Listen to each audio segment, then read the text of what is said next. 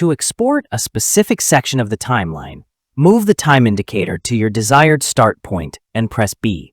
Move to the end point and press N. Now go to File, Export, Add to Render Queue, or press Ctrl M. In the render queue, click the blue text next to Output module.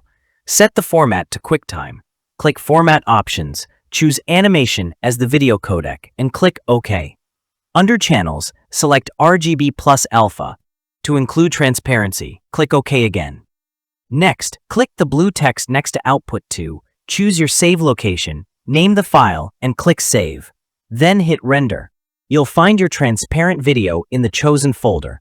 Keep in mind, it won't preview correctly in standard players, but it will work perfectly in After Effects, Premiere Pro, OBS, or other professional editors.